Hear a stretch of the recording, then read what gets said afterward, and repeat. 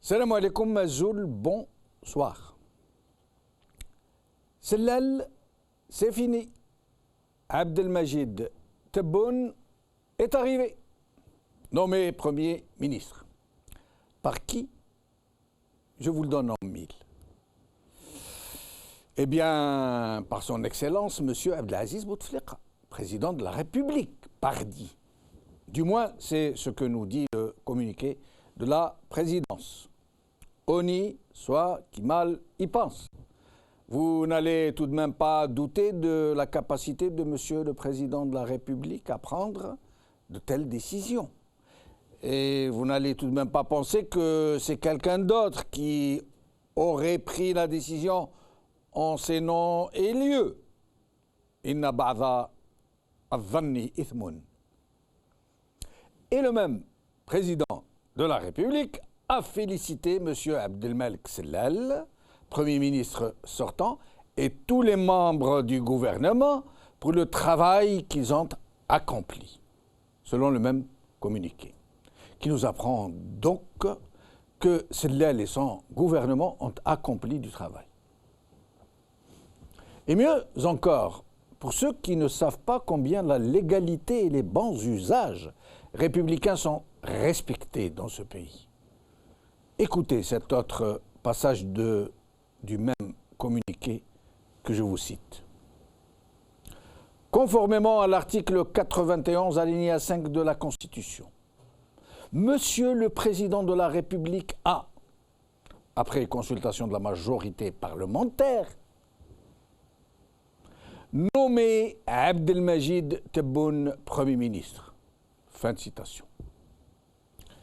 Et nous apprenons donc qu'avant de nommer M. Tebboune, son Excellence le Président de la République a consulté la majorité parlementaire. Eh oui.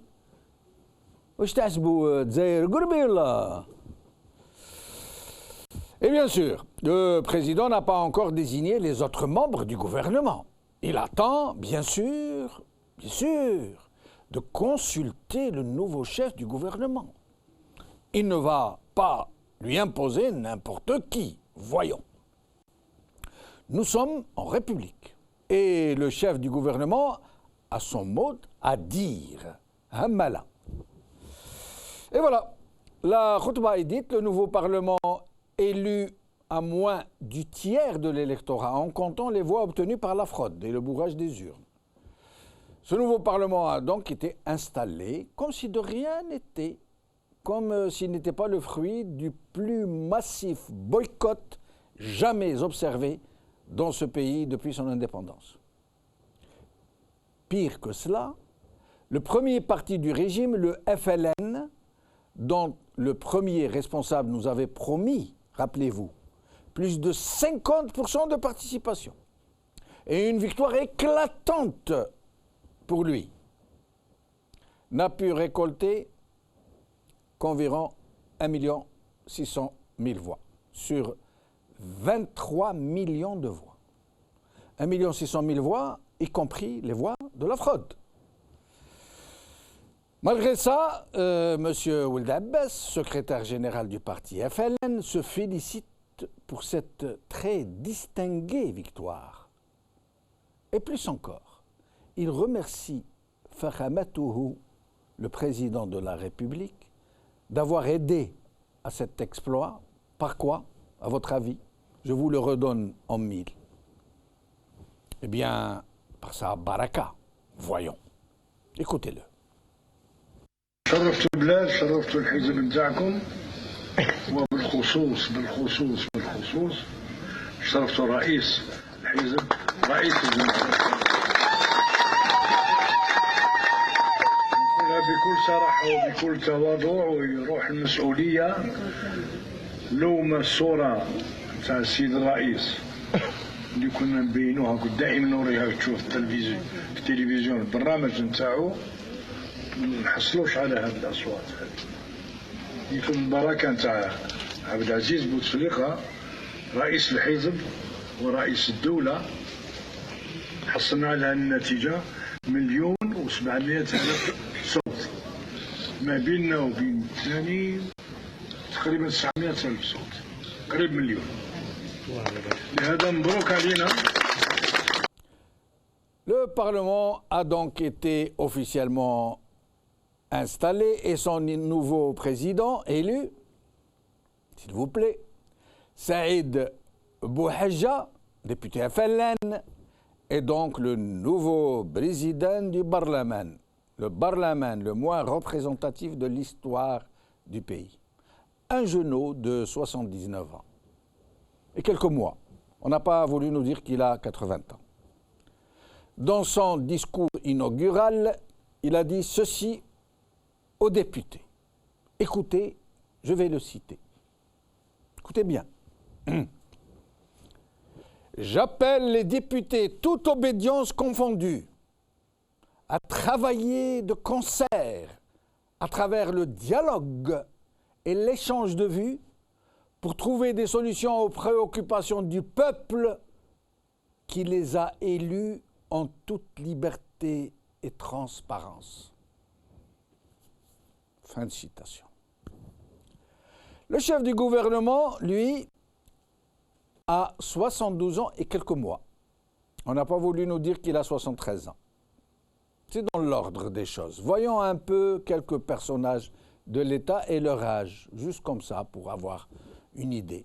Président de la République, 80 ans passés. Chef d'état-major de l'armée, 78 ans passés. Président du Sénat, 76 ans passés. Président du Conseil constitutionnel, 74 ans passés. Secrétaire général du FLN, 83 ans passés. Et où ça se passe tout ça? Dans un pays en panne de jeunesse? À Shibaniland? Non. Ça se passe dans un pays où la moyenne d'âge est de 28 ans. Un pays peuplé de jeunes, mais de jeunes qui presque tous rêvent de partir ailleurs, de s'exiler, de s'arracher à leur terre natale.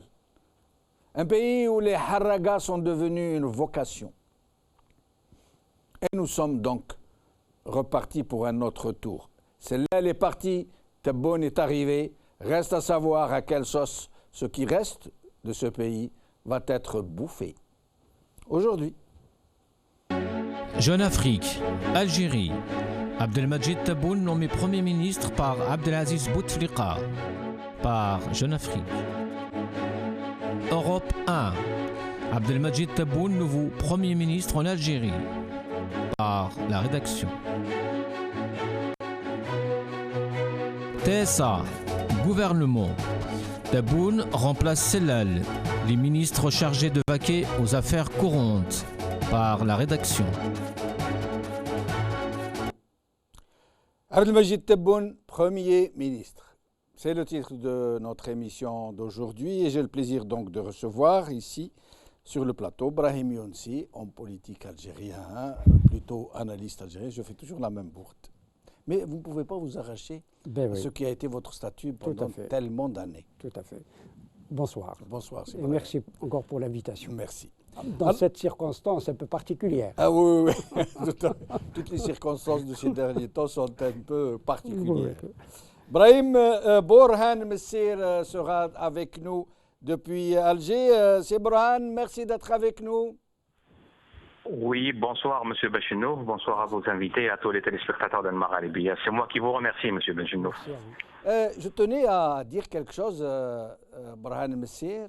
Vous m'aviez annoncé la nomination de Tebboune au poste de Premier ministre il y a 3 mois. Est-ce que vous pouvez me dire dans quel rêve vous avez eu ça, chez quel Wafa vous avez consulté?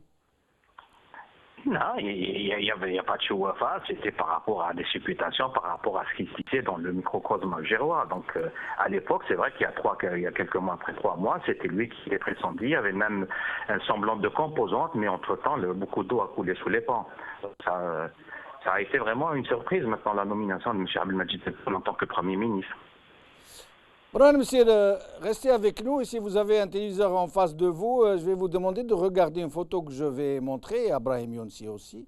Nous allons donc montrer une photo pour voir Sellal, Tebboune, et au milieu, un personnage central de la présidence, peut-être Abdelaziz Bouteflika, on va voir. Elle va être prête dans quelques instants. Nous allons. Brahim Younsi. Alors, d'abord, avant d'en arriver à l'affaire Tebboune, qui est le sujet du jour, donc on nous dit que M. Bouteflika, le président de la République, avant de décider de la nomination de M. Tebboune, aurait consulté la majorité parlementaire. Rien que ça. La majorité parlementaire, parce qu'elle existe. La majorité parlementaire, c'est Ould Abbas lui tout seul. Et voilà. Non, la majorité parlementaire, en principe, c'est 51% de Logiquement, la mais c'est son directeur, c'est son directeur de cabinet. Oui. Et Ould Abbas. Et Ould Abbas, il est consulté? Vous pensez qu'il est non, consulté? certainement pas. Ouais. Non, certainement Moi, j'ai demandé pas. à deux nouveaux députés, on a essayé de les contacter. On leur a dit, alors comment ça s'est passé la consultation au sujet de la nomination du Premier ministre? Ils nous ont dit, d'ailleurs, bon, moi je n'aime pas prendre les gens en lâche, c'est-à-dire je ne voulais pas les enregistrer. Ils m'ont dit, quelle consultation? Quelle consultation? Je leur ai dit, non, mais Bouteflika vous a consulté avant. Ah non, c'est pas. Mais Bouteflika n'a jamais consulté personne. Alors pourquoi ils le disent? Pour faire forme. C'est incroyable quand même. Pour faire forme. Même dans ce pays où nous sommes, on ne consulte pas la majorité parlementaire pour nommer un Premier ministre. Oui. Le Premier ministre se nomme, si je... Normalement, il est issu de la formation la plus majoritaire. Absolument. Absolument. Mais non, ce qui n'est pas le cas d'Abdelmajid Tebboune, à ma connaissance. Il a été dans le FLN, il a été même membre du comité central du FLN, il a toujours été dans le FLN. À ma connaissance, il avait pris sa retraite et puis il a été repêché. Justement, on va y arriver à cette fameuse retraite anticipée. Oui, je crois que où on ouvre l'affaire Khalifa, on est en train de la fermer. Justement. Donc je crois que c'est la réhabilitation de Abdelmoumen Khalifa. Puisque vous en parlez, il faut que nous rappelions que M. Tebboune, et avec lui à l'époque M. Bouchouareb, avaient été inculpés. Ce n'est pas qu'ils avaient été interpellés. Ils ont été inculpés et placés en liberté provisoire. Oui, inculpés. En attendant qu'ils avaient été accusés, attendez, j'ai noté ça quelque part. Pour détournement de fonds publics. Pour dilapidation. Dilapidation de deniers publics, délit d'initié. Et détournement de deniers publics. Et Tebboune avait été accusé à l'époque d'avoir été l'intermédiaire entre Khalifa Bank et l'OPJ, qu'il avait réussi à convaincre à installer des fonds très importants dans la banque, et pour ça il avait reçu des commissions, un pourcentage. Une Mastercard. Et il n'avait alors qu'il n'avait pas de compte. Voilà, exactement. Il avait une Mastercard dont il servait pour des soins à l'étranger, alors qu'il n'avait pas de compte chez Khalifa. Voilà. Donc la couleur est annoncée là. Voilà le nouveau Premier ministre qui n'a pas de casserole du tout. Non, pas de casserole. Non, certainement pas. Lui, en tout cas, il n'a pas de cuisine. Et lui ne va pas nous faire rire comme celle-là. Oh non, on va voir une petite vidéo tout à l'heure, vous allez voir. Il ne rigole pas, le monsieur. Oh, non. Alors, et on n'a pas envie d'ailleurs de rigoler avec lui. Ah non, pas du tout. Alors, nous allons voir une photo que je vais vous demander de bien regarder. Regardez, feu rouge pour celle-là qui sort, feu vert pour Tebboune qui entre. Et qui est au milieu de toute l'Assemblée, cette honorable Assemblée. Donc là, c'est M. Tebboune, le feu vert, il entre. Là, c'est M. Sellal, feu rouge, il s'en va. Et regardez qui est au milieu. C'est qui, Brahim aussi? C'est Abdelaziz Bouteflika? Ça y ressemble. Ah, d'accord. Okay. Ça y ressemble. Il y a une ressemblance. Oui, en effet. Une légère ressemblance. Il y a une ressemblance. Oui. Il a un air de famille. Et il y a... comme un air de famille. Oui. Alors, Burhan Messir. Burhan Messir. Oui, je suis avec vous. Je vous entends, M. Bencheni. Alors, vous avez vu la photo? Oui, je suis en train de voir la photo là. Je me suis mis devant la télévision, je suis en train de voir la photo, oui. Très bien. Alors, le personnage qui est au centre de la photo, il ne serait pas un peu à l'origine de la nomination de M. Tebboune, dont on nous dit qu'il a été nommé par le président de la République? Vous savez, maintenant, par rapport à ces nominations-là, pour rentrer dans le détail, qui a nommé qui a placé, moi, je vous assure, en tant qu'Algérien, ce qui m'interpelle, c'est deux grandes questions. La première des questions, c'est sur quels critères on sélectionne ou on fait le choix d'un Premier ministre. Deuxième question, maintenant M. Tebboune a été nommé Premier ministre. Quels sont les objectifs qui lui sont assignés? Et en regardant maintenant la situation de la nomination, en attendant la nomination de la composante du gouvernement, sincèrement, sérieusement, peut-on vraiment faire du neuf avec du vieux? Vous savez, M. Tebboune, c'est que vous avez donné son âge, il a 72 ans, c'est un monsieur qui officie dans les plus hautes sphères de l'État depuis les années 70, c'est-à-dire carrément au lendemain de sa promotion, de sa sortie de promotion de l'École nationale d'administration. Il a été plusieurs fois secrétaire général de Wilaya, plusieurs fois wali, plusieurs fois ministre, jusqu'en 92, où il prend une retraite anticipée, et il est rappelé en 99 par Bouteflika, qui lui donne le ministère de la Communication et de la Culture. Absolument. Vous parlez de 1992 par rapport à la retraite anticipée. Il faut savoir qu'il a été ministre délégué dans le gouvernement Ghazali, donc du temps de Chadli Bejdid, Allah yarhamou. Oui. Donc c'est quelqu'un qui a... Il a été ministre dans Rosalie 1 et Rosalie 2, hein? Absolument, en tant que ministre délégué chargé aux collectivités, auprès du ministre de l'Intérieur chargé des collectivités locales. Oui. Tout à fait. Maintenant, c'est ça la question, quels sont les critères, à quels critères obéissent les nominations? Et c'est-à-dire par rapport à cette nomination, il y a énormément d'autres questions qui plus ou moins qui nous intéressent en tant qu'Algériens. Parce que le protocole de la nomination, ça c'est autre chose maintenant, ce qui va venir après. C'est-à-dire, il y a entre autres questions le cas de Sellel. Il ne faut pas oublier que Sellel a commencé à mener des consultations avec des personnalités en vue de nommer un nouveau gouvernement.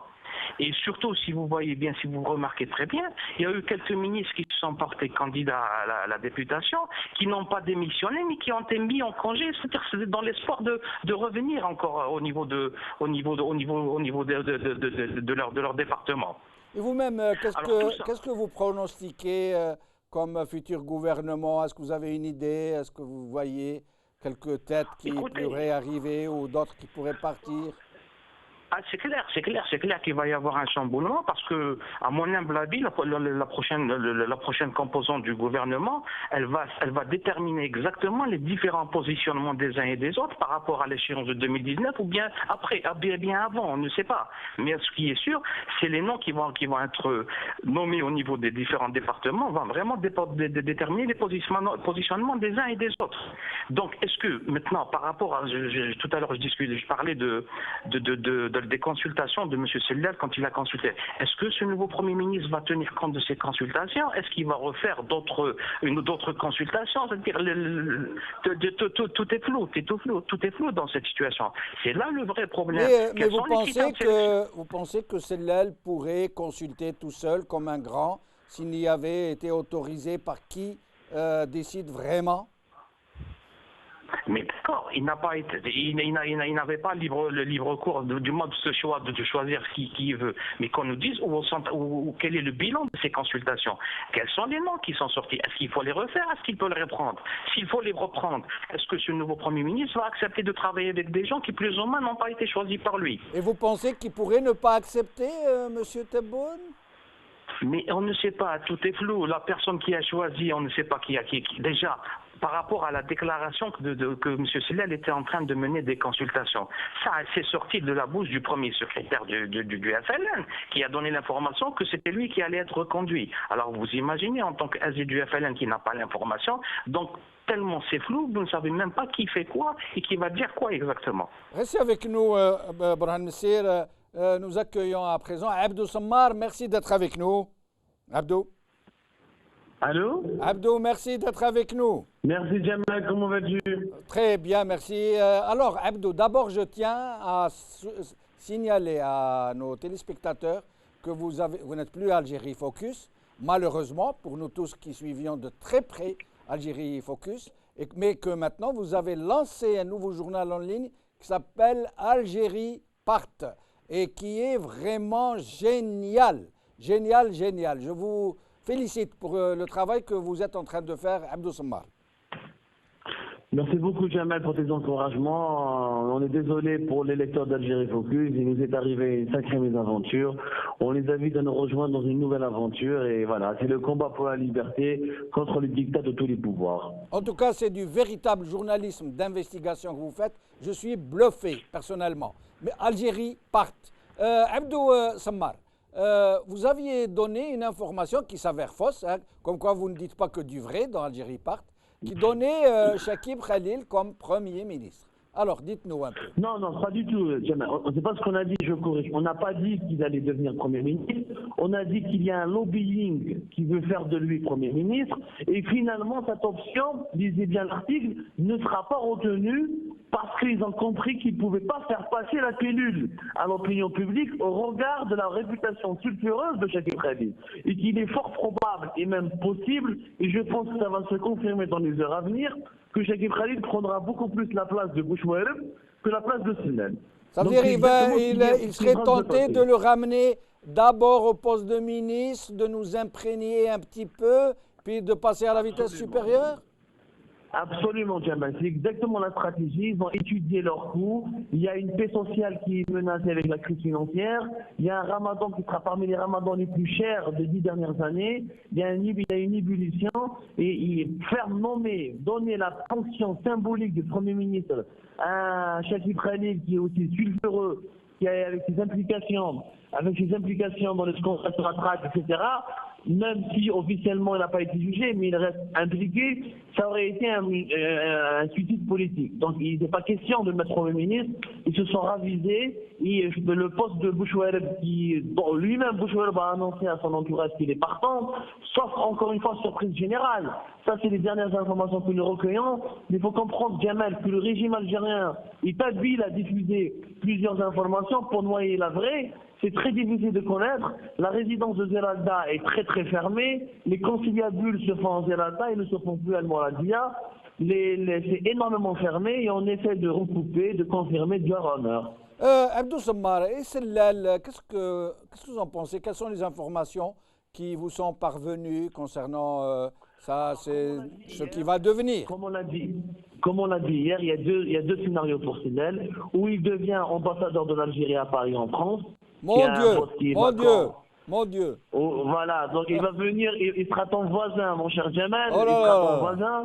Ça veut dire que, alors là, Abdou Sammar, je vous interromps une seconde. Alors là, si c'est le cas en France, nous n'allons plus souffrir du racisme, puisque nous allons être très comiques. Nous allons devenir les clowns de service. Alors, ce scénario n'est pas encore validé officiellement. Il est possible qu'on le mette au Sénat, ou pour prendre le poste de président du Sénat, ou pour prendre un poste de simple sénateur. Quoi qu'il arrive, Sénel, comme on l'a dit aujourd'hui, il est de moins en moins... Il a cassé toutes ses chances pour devenir le successeur de Bouteflika. Et voilà. Mais pourquoi, s'il est placé au Sénat, il garde toutes ses chances?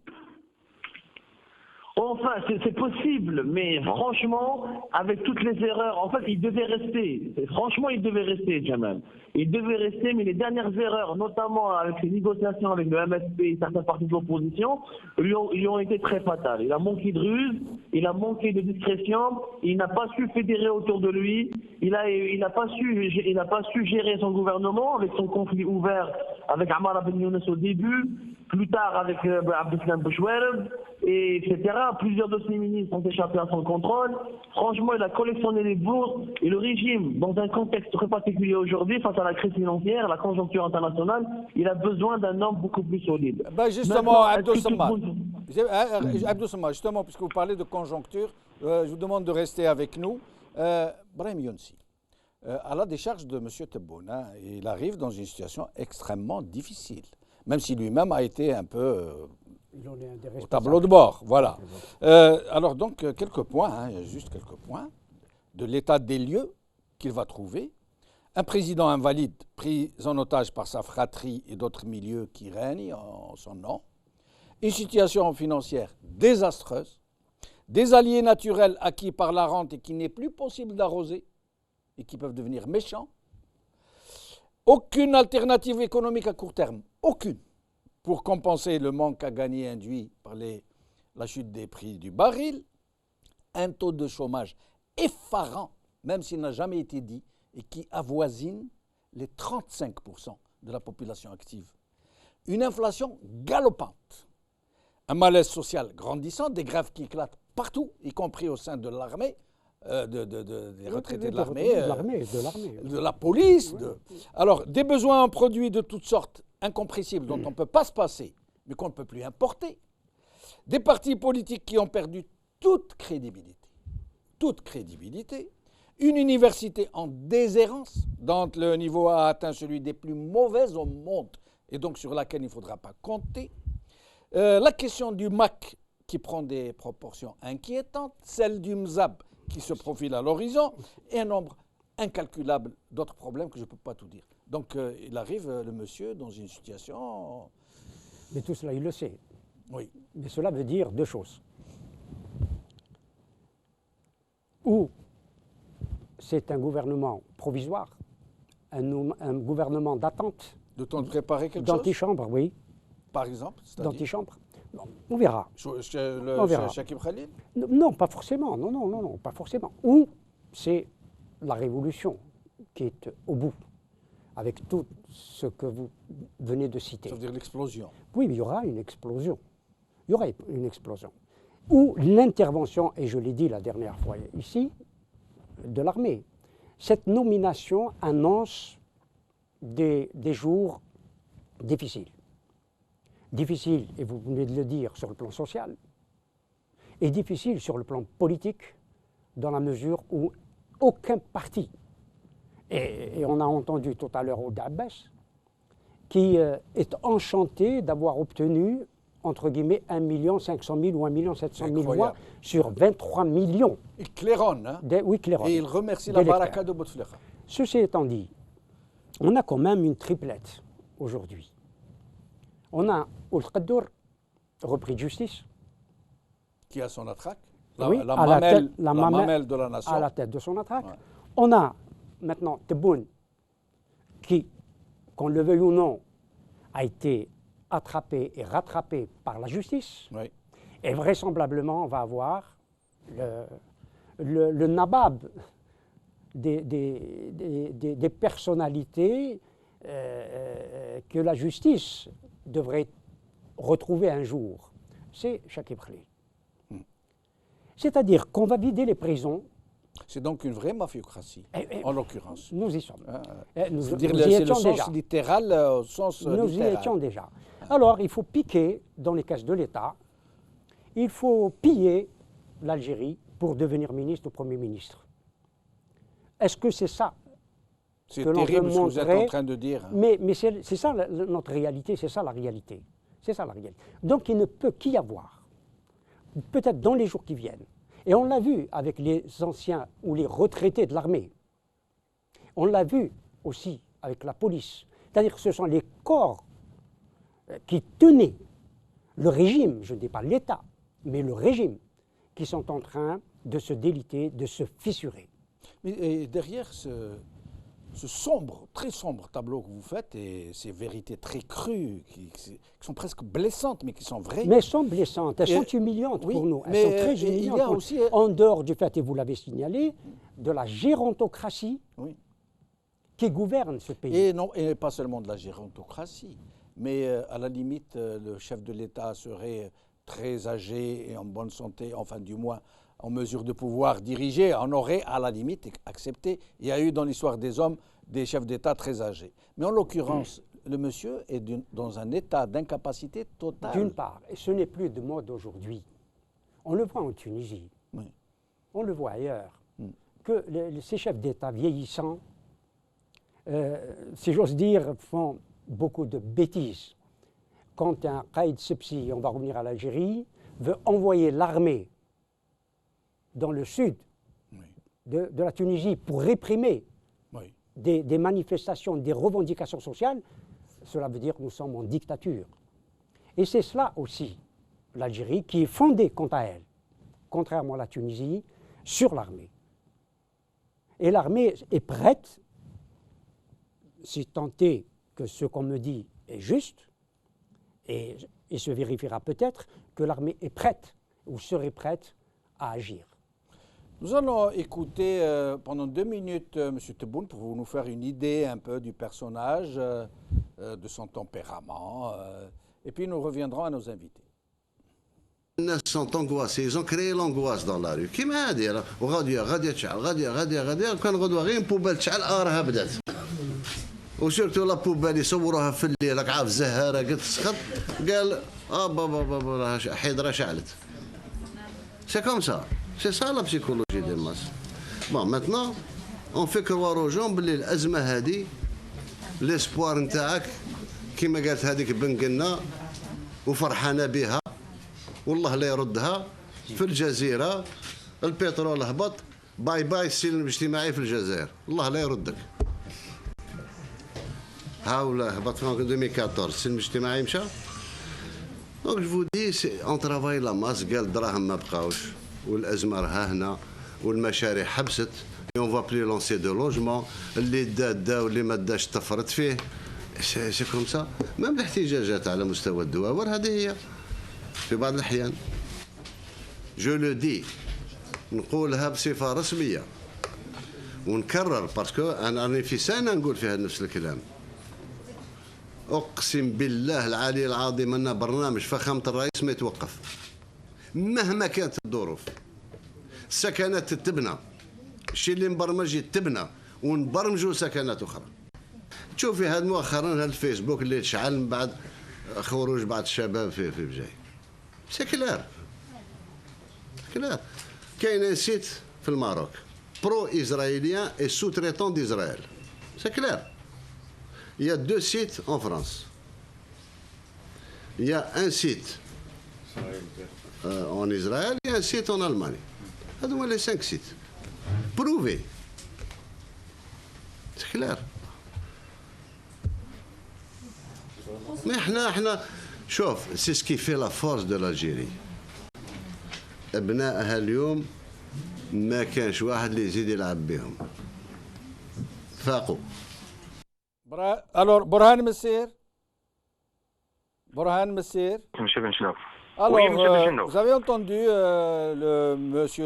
le nouveau Premier ministre, donc on a passé cette petite intervention pour donner une idée un peu sur le personnage, comme quoi ils sont tous un peu dans les mêmes eaux, hein, dans les mêmes discours, dans le même populisme, les mêmes stigmatisations, Israël par-ci, la main étrangère par-là, le Maroc. Vous voyez un peu comment... Il parle de psychologie des masses et lui, il est en train d'en faire, visiblement.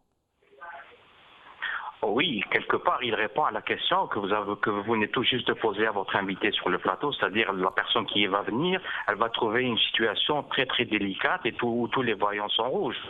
Vous savez, à situation exceptionnelle, il faut une personne, un homme exceptionnel. Ce monsieur a été à la charge du ministère de l'Habitat d'une manière ininterrompue depuis 2012 jusqu'à 2017. Regardez maintenant les livraisons des logements ADL et des logements LPP. C'est un grand échec au niveau du ministère de l'Habitat. Deuxième dossier, ce monsieur a géré, ne serait-ce que par intérim, un ministère qui est un ministère clé au niveau de la constituante gouvernementale, qui est le ministère du Commerce. Et je crois que quelque part, sa nomination de ce ministère a été une erreur du fait qu'il ne maîtrisait pas les dossiers de ce département. Est-ce que vous avez remarqué que depuis son avènement en tant qu'intérimaire au niveau de ce ministère, il a réinstauré la situation du monopole, ce qui est encore très très grave au niveau d'une économie qui est déjà dans un état de délabrement tel. Il a donné des licences. Il est venu que pour donner des licences d'importation, au tel point que les gens ici, ils ne parlent plus du ministère du Commerce, mais du ministère de l'importation. Vous savez que depuis l'année 2014, c'est-à-dire là où la crise a commencé plus ou moins à s'installer en Algérie, depuis 2014, le gouvernement il était à l'intérieur parce qu'il était ministre depuis 2012. Le gouvernement a mis du temps, non pas pour réagir, mais pour comprendre la nature de la crise. Est-ce que vous savez que depuis 2014, et ça ce sont les chiffres du gouvernement algérien, depuis 2014, 150 milliards de dollars ont été consommés. L'inflation a atteint durant les 4 premiers mois de l'année 2017 7 points dans les prévisions annuelles du gouvernement algérien. Il m'a sur 4 points. Déjà, presque Boran Messir, je suis obligé de vous interrompre parce qu'on ne vous entend plus. Il y a un problème avec le téléphone. Nous vous rappelons dans un moment. Abdou Sammar. Abdou Sammar. Ah, il semble qu'il y ait un même problème. Non, il y a un problème. Oui. Abdou. Ah non, il y a un problème. Nous allons vous rappeler tous deux. Brahim Younsi, on avait dit tout à l'heure que M. Tebboune était parti à la retraite anticipée en 1992, me semble. Voilà. Donc, ça y est, fini pour lui, c'est la retraite après une longue carrière. Hein, secrétaire général, wali, haut fonctionnaire, ministre, et il part. Et 99, Bouteflika arrive et il le rappelle.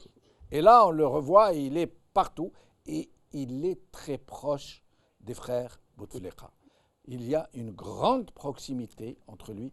Est-ce que c'est ça qui explique son rappel? Est-ce que c'est là son seul mérite? Sans doute. Sans doute. Quelque chose a été dit à la fois par Abdelmajid Tebboune, qui va être pire que Abdelmalek Sellal dans sa communication. Et il vient de le démontrer. Oui, avec Ben Ghenna et l'Égypte ou Israël. C'est un irresponsable de parler comme il a parlé. Ce n'est pas un langage d'un homme politique dans une situation qui peut déraper à n'importe quel moment. C'est irresponsable de sa part. Et c'est à cet irresponsable-là qu'on va confier la tête du gouvernement. Burhan Messir a parlé de situation exceptionnelle, homme exceptionnel. Moi, je suis contre les hommes exceptionnels, parce qu'il ne s'agit pas d'hommes dans notre pays. Nous avons testé pas mal d'hommes, mais une question de système. C'est le système politique qui fait naître des Abdelmalek Sellal, qui fait naître des Tebboune, qui fait naître d'autres que nous avons connus et que nous avons supportés, et que le peuple algérien supporte. C'est le système qui les fait émerger, c'est le système qui les fait naître. Donc c'est le système qu'il faut combattre, sinon nous n'aurions pas ni Abdelmalek Sellal, ni Abdelmajid Tebboune, ni le directeur de cabinet du président de la République, dont le nom m'échappe d'ailleurs. Ahmed comment s'appelle le directeur de cabinet de chef de l'État? Oui, Yahya. Mais vous et moi, on a ce penchant. J'ai scotomisé. Oui. Voilà ce qu'on fait. Tebboune parle de la psychologie des masses. Gustave Le Bon, il a peut-être lu Gustave Le Bon, mais il a parlé de la psychologie des foules. Oui, psychologie des foules, en effet. Il est en train de faire lui-même de la psychologie des foules, alors qu'il sait que tout va mal, et il l'a dit. Et néanmoins, il promet, ou il promettait comme ministre de l'Habitat, que le programme du président de la République ne changera pas. Oui, il jure, il jure. Ne changera pas. Alors que beaucoup de choses ont changé d'ailleurs. Oui, déjà. Énormément de choses déjà. Beaucoup de projets ont été gelés, bloqués. Beaucoup de choses ont changé. Donc lui, est-il venu pour serrer davantage encore la ceinture? Et c'est ce qu'il va faire, provisoirement, parce qu'il n'est là que pour quelques mois, à mon sens, ou pour gérer la crise qui va naître. En a-t-il les moyens? Il n'en a pas. Il n'en a pas. À un certain moment, on le qualifiait de chef de chantier de la grande mosquée, ou chef de chantier de la mosquée de Bouteflika. Ça veut dire quoi? Ben, la preuve en est. Donc c'est le garçon de café qu'on emmène là où on veut. Qui va chercher le café, voilà. Donc s'il est devenu chef de chantier, effectivement il l'était, et je crois qu'il est au service. Et il se met au service de ceux qui l'ont nommé, de ceux qui l'ont appelé. Et il va l'être encore au service de ces gens-là. Et puis, bon, lui a mis, comme disait Boumdine à l'époque, le doigt dans le pot de miel. Il va en remettre deux. Je rappelle, ما كانش اللي يخدم في العسل وما Mais ça veut dire que c'est un encouragement à la corruption modérée. Vous pouvez vous faire corrompre, mais ne mangez pas tout le pot. Mais le problème, c'est qu'on a mangé le pot et cassé le pot. Et cassé le pot. Et vendu le reste. Tout à fait. Mais, Brahim Younsi, maintenant, c'est une situation vraiment, vraiment alarmante. Nous avons, les institutions de l'État ont toujours été des institutions trompe-l'œil, on le sait. Oui, hein, c'est la raison pour laquelle je ne veux pas en parler. Je n'en parle pas. Parce que ce n'est pas un gouvernement nommé comme il se doit, qui va gérer les affaires du pays. Un SMIC politique, de consultation. Il n'y a rien. C'est du faux semblant. Mais là, en l'occurrence, ça veut dire que ça atteint toutes les limites ça veut dire le Parlement est le Parlement le moins bien élu depuis l'indépendance, ce qui n'est pas rien. Ça veut dire qu'avec la fraude, et une fraude qu'on a vue, hein, c'est une fraude où il y a des milliers de pièces de fraude. Ça veut dire vraiment elle a été très massive. Ça veut dire tout laisse croire que le taux de participation n'a pas dépassé les 10%. Oui. Bon, on a réussi à la mettre à 34% oui, ou 35%. Ça veut dire que c'est vraiment minable. Oui.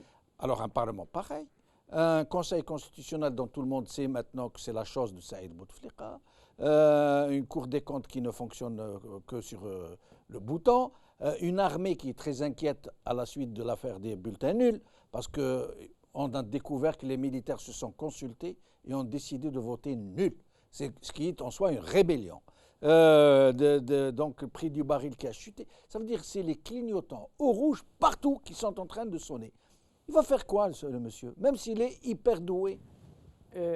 Ceci sur le plan intérieur, mais il y a des problèmes sur le plan extérieur qui arrivent. Oui. La question des frontières se repose. Oui.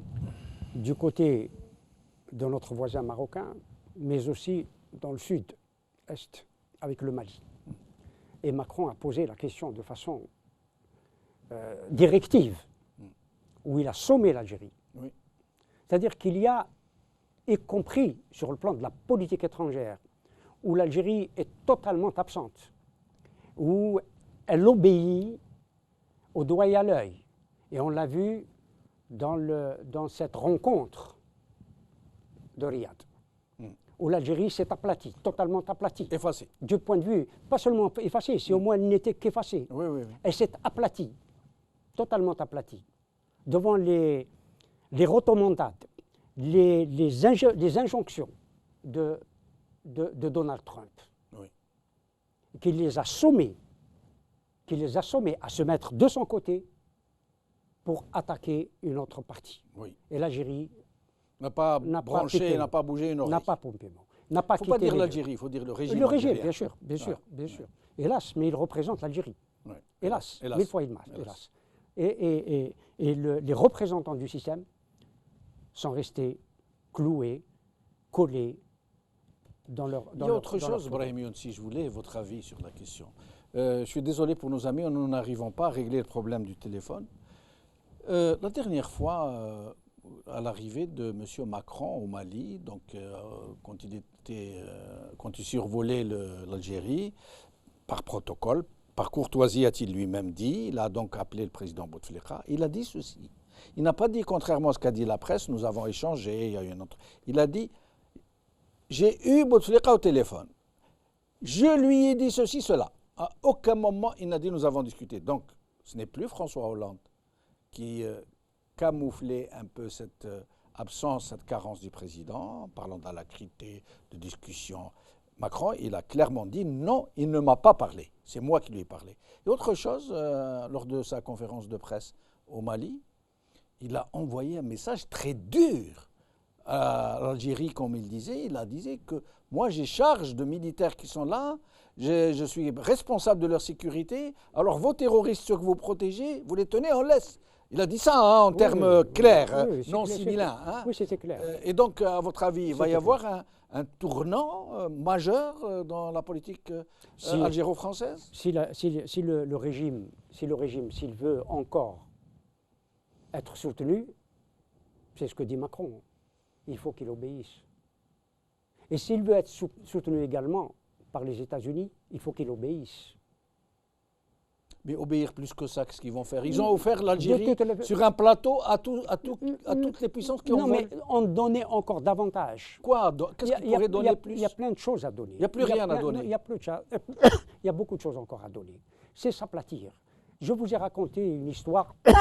J'avais reçu, il y a quelques années, pardon, un responsable qui venait des États-Unis, que j'avais rencontré, de haut niveau. Et on parlait de l'Algérie, au moment où l'Algérie était à feu et à sang. Et bon, on avait pris un café ensemble, et puis bon, on a parlé de politique internationale, etc. Je lui ai dit, écoutez, monsieur, vous avez une population musulmane immense, un espace aussi immense, des richesses interminables. Néanmoins, vous continuez à protéger Israël. On m'a dit, vous savez, monsieur, quand nous recevons vos dirigeants, nous leur offrons une chaise pour s'asseoir, mais eux, ils se couchent. Oula, ça se passe de tout commentaire. Ça se passe de tout commentaire. Voilà où nous en sommes. Parce que les dirigeants, et ils se sont couchés la semaine dernière. Vous avez vu l'image de, même si ce n'est pas le sujet, moi ça m'a profondément, c'est pas choqué, bouleversé. Quand la famille Trump est allée en Arabie Saoudite, avec Madame Trump et la fille Trump, elles se sont étalées, elles portaient des robes légères, et c'est très bien. Moi je suis pour les femmes qui s'habillent comme elles veulent. Elles étaient là, épanouies dans leurs robes à fleurs, et les monarques et les princes, ils étaient à leurs pieds, vraiment couchés là. Tout à fait, mais oui, mais justement. Voilà. Et puis quand la famille Trump va au Vatican, d'abord quand ils vont à Jérusalem, ils respectent le code, les femmes d'un côté et les hommes de l'autre, au mur des lamentations. Mais quand ils vont au Vatican, madame et mademoiselle Trump portent la voilette et le foulard, parce que dans la religion catholique, on ne peut pas être reçu par le pape avec les cheveux et être en noir. En noir. Et en noir. Oui. Mais surtout, voilés. Oui, bien ils sûr, ont porté bien sûr. le voile chrétien, pas le voile islamique. Oui, oui. Elles l'ont porté sans y être contraintes, mais elles l'ont porté par respect au pape. Vous voyez, alors que les Saoudiens, quand ils reçoivent des petits chefs d'État européens, ils les obligent à ramener leur femme avec le voile. Alors quand ils reçoivent des dames musulmanes, n'en parlons pas.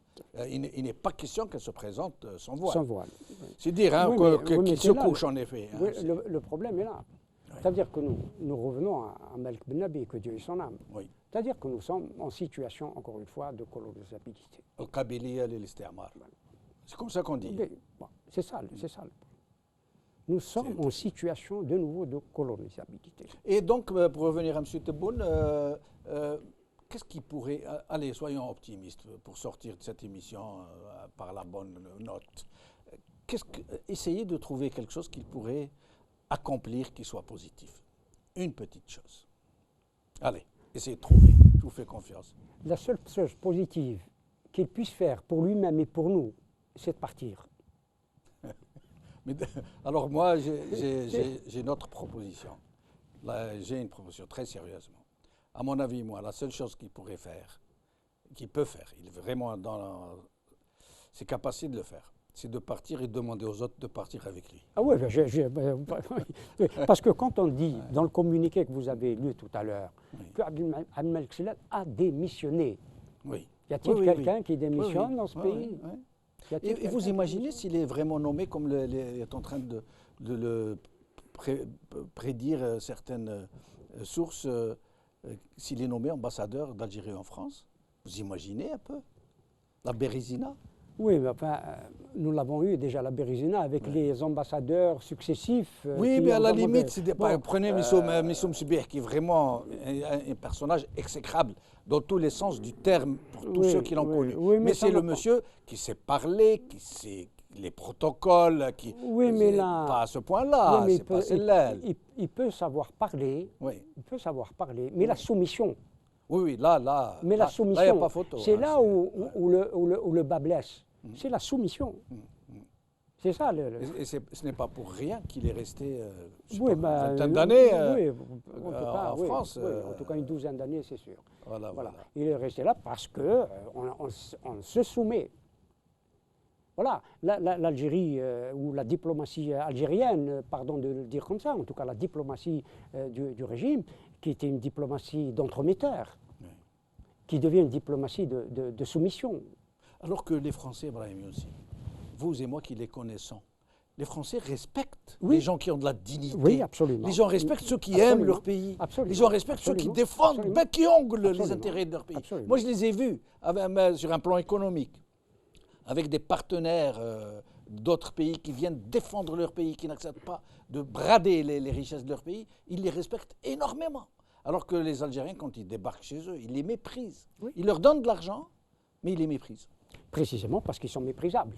Ben voilà, vous avez tout dit.